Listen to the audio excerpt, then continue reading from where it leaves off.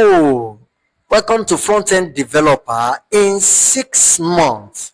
Okay, my name is Mayowa from iDigix Web Design Hub. Okay, where we make things happen in the world of tech. So today I'll be talking about key features of programming language. The last time we talked about what programming language is, we define it. So let's dive right into today's course. Okay, now, so key features of programming languages.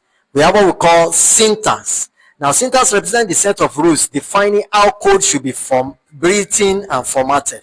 That is the rules guiding writing our programming languages. Then when we talk about semantics refers to the meaning behind every instructions. Are you getting me now? Written in the language, the meaning behind the instructions given in the language. And then we now talk about the instructions. We talk about the instructions. Are you getting me now? The commands given. Okay, so now types of programming languages. We have number one, we have the low-level languages, and we have the high-level languages. Now, when we talk about low-level languages, we are referring to the machine language, okay, machine code, then assembly language, machine language. Now, machine language, this refers to language that computer can understand.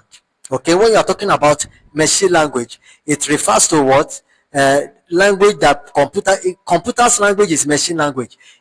They are bits, okay? Bits meaning 1 0 0 0 1 0. That's bits for you. They are just binary numbers, okay? And then so like 8 bits refers to what? 1 byte. When you hear 1 byte, we are talking about 8 bits. Okay, now so the 1001, that's the language of your computer. That's what computer can understand. Okay, assembly language is a low-level language because it's closer to your hardware, and then computer is easy to convert it to machine language. We have what we call assembler that helps us to convert assembly language into what? Into machine language. With assembly language, you have more power to control your hardware.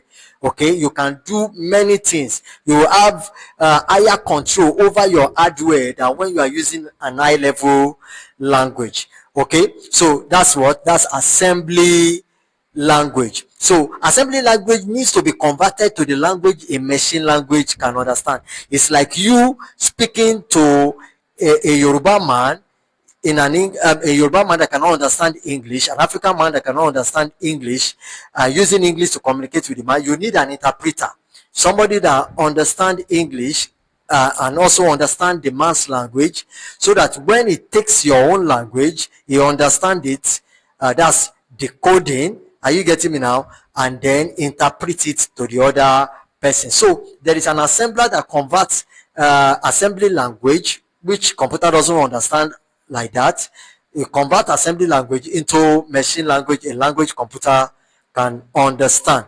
So now we now have high-level languages. Now these ones are human readable language, the language that we human being can read and easily write. Are you getting me now? That's your high-level language.